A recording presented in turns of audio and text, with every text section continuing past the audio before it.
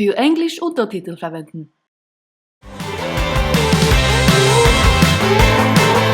Så nå skal vi øve. Nå skal vi øve. So here we are from Norway, the second fastest puzzler in the world, Kristin Thu. Starstruck. In my face. Kristin skal være med.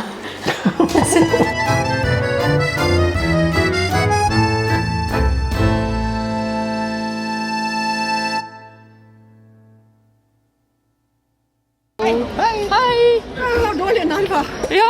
Ja, vil dere ha plass? Ja, vær så god. Du vil ikke se, nei. Jeg står og ser i veggen.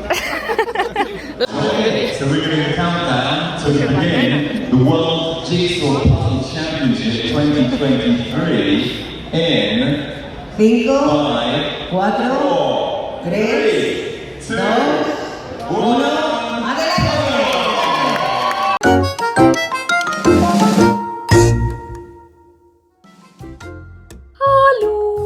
This video is all about qualifying round A. On my last episode on this channel you could see that I became best friends with Kristin Thu and she was participating in this round. She is one of the fastest puzzlers in the world and we assumed that this would be a piece of cake for her. But was it? Welcome to the World Jigsaw Puzzle Championships 2023. Oh, and there we are. Hello. Right, I'm Julia and this is my lovely co-commentator, presenter Valerie. And we have the individual competitors today and this is Group A. Yep. And they will have 90 minutes to do the same 500-piece jigsaw puzzle. Let's talk about the puzzle because this is what everybody's here for, right? Like, what are they going to have to do today? Hvilke personer land skal... Forferdelig konflikter. Vi kommer ikke til å ha folk under 70 minutter helt tatt. Kristin was that surprise last year, and we've got Kristin in this division as a favourite. Kristin puzzled from the box last year. Yes, she did. So she's changed her style for this year. Changing her techniques, shall we say, and using both hands and dumping everything out of the box.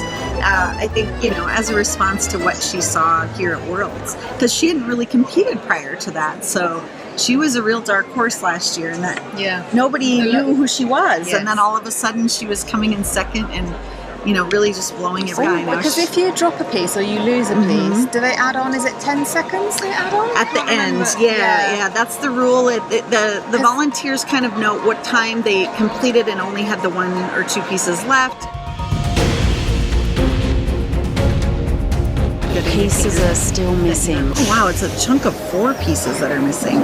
I mean, where can the pieces have gone? Men hun bruker tid på å lete der snitta i spillet.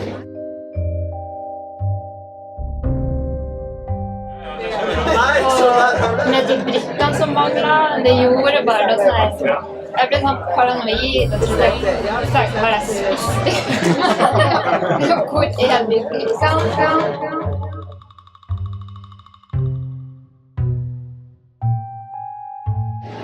Nei, hvis folk begynner å klappe nå. Jeg føler på at hun Og det er viktig det mentale. Og å tro på seg selv. 45 minutes.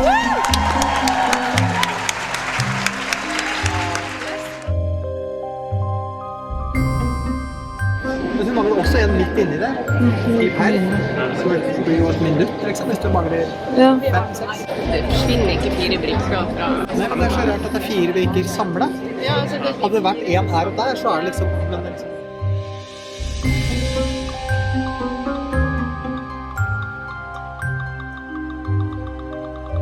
By the way, notice that she's back to her original style. Her head resting on the one hand, and then I would imagine they'll do the 10-second rule. She'll get these last ones in, they'll take down the time and then add. If she can't find it.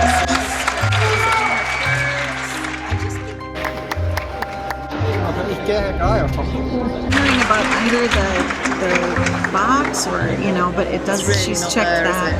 She's standing up, she's looking. I'm worried thing. I'm glad this unlikely. happened in the qualifier, Yeah. not the final. Yes. This is the round for that to happen, if it's ever going to happen. Yes. And unfortunately, it does happen. That's the world of jigsaw puzzles, and I'm just glad it's the qualifying round. She's still Yes, qualified. exactly. And she still came in Yeah. second. So. Går det bra, Kristin? Det er veldig bra. Jeg ble ekstra stresset der at det var Ja. 45 grader. Ja, men om det hadde sånn skikkelig mye å si. Nei. Ja, jeg tror det var et vanskelig puslespill. Det var helt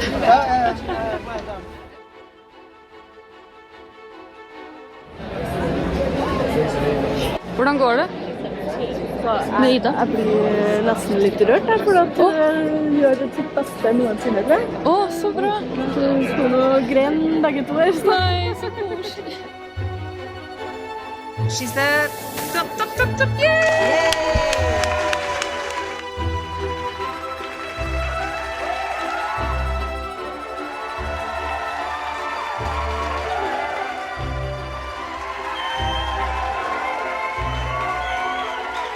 That's No. He got an extra piece.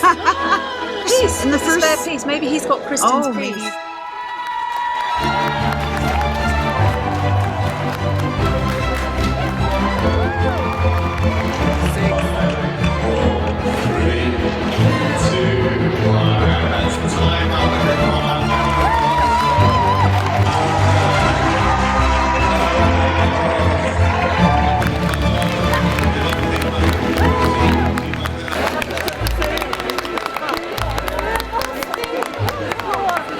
Og så tenkte jeg med meg selv med en gang jeg så bildet og bare det er det verste Ida noen gang kunne ha fått. Ikke sant? Det var det. Jeg tenkte at det var ikke pels, jeg var fornøyd med det. Altså, når jeg så at du hadde puslet dere i kanten. Ja, men sånn. Du stod og grein. Jeg hørte dere to pratet om det, og så bare sånn, ja, de koser seg. Det kan hende at du faktisk har en sjanse til å gå videre. Esas 60 personas que serán clasificadas. Finner du ut? Åh, det var nett. 30 minutos. And you've got a total of 90 minutes. Jeg hadde på 70, men du var ikke nederst. Nei! Jo! Ja! Yay!